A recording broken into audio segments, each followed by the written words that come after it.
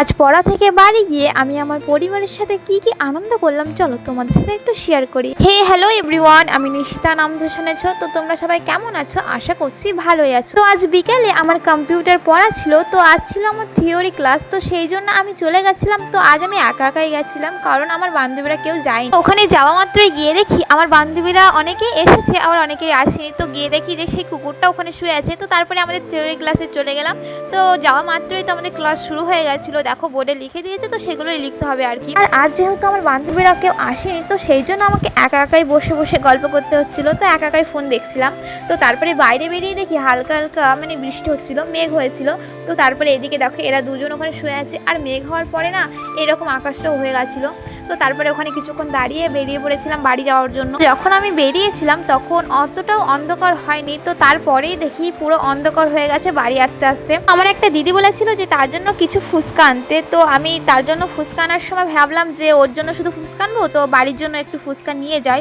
তো আর কি সেই জন্য ফুচকা নেওয়ার সময় মানে ফুচকা নেওয়া আমার প্রায় শেষ হয়ে গেছে, আর তখনই পুরো কালো মেঘে ঢেকে গেছে আকাশ। তো ভাবলাম বেশি লেট না করে ভাই বাড়ি যাই তাড়াতাড়ি। আর বাড়ি যেতে যেতেই তো হালকা হালকা বৃষ্টি পড়ছিল। তো তারপরে আমি সেই ফুচকাগুলো নিয়ে আমি আমার দিদিদের বাড়ি চলে এসেছিলাম। তো দিদিকে ফুচকা দেওয়ার সময় দেখি যে সেই দুটো বাচ্চাকে আমার মামি সামলাচ্ছে, আর আমার দিদি তো এদিক ওদিক করছে। দেখো একজন কোলে শুয়ে আছে আর একজন ওপরে নিয়ে দুধ খাওয়াচ্ছে, আর এই যে আমার দিদি। তো তারপরে ওর ওখানে কিছুক্ষণ থাকার পরে আমি চলে এসেছিলাম বাড়িতে। দেখো বাড়িতে সবাই ফুচকা নিয়ে বসে পড়েছে, আর আমার বোনও তো দেখতে পাচ্ছ ওর ফুচকার দিকে নজর, ওর আমার দিকে একটু নজর নেই। আমিও ভেবেছিলাম যে আমি ওখানে দাঁড়িয়ে দাঁড়িয়ে একটু ফুচকা খাবো, তো ওখানে দাঁড়িয়ে খাওয়ার থেকে বাড়িতে সবার সাথে খাওয়ার মজাটাই আলাদা। তো তারপর আমার ভাই ওই যে ফুচকার আলু থেকে কিছু একটা খেয়েছে, তো ও খাওয়ার জন্য খুঁজছে, মানে বাদাম খাচ্ছে আর কি। তো এবার আমার দিদা সবাইকে এক এক করে ফুচকা দিয়ে দিচ্ছে। তো আমার দিদা এখন ফুচকা বিক্রেতা, দেখো আমার ভাই খাচ্ছে, তো এক এক করে এবার সবাই খাবে। তো আমি তো বসে আছি অপেক্ষায়, ভাই আমার কখন দেবে। আর এদিকে দেখো আমার বোন ওখানে ডান হাত চালাচ্ছে, মানে ফুচকা মোটে খেতে পারে না, ও আবার যাবে খাবে টক জল দিয়ে। তারপরে আমি ওর কাছে শুনছি যে বোনো তুমি কি খাচ্ছ?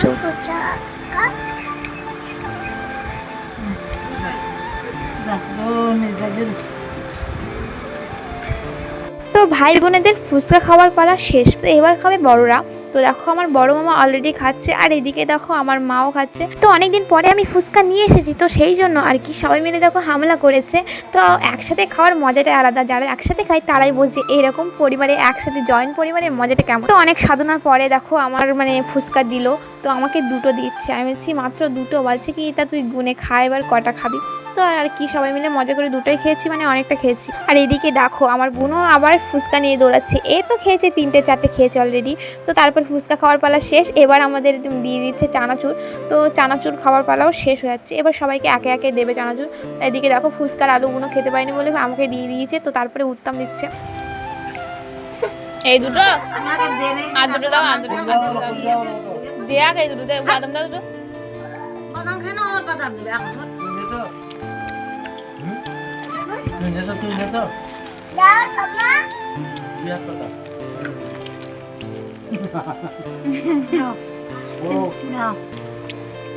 ও না এই শালা এই না এই না এই কে শালা তো ভর্তি গেছে কাদা ফুড়ি দে, ফুসকুড়ি দে, এ তুই দিচ্ছিস না।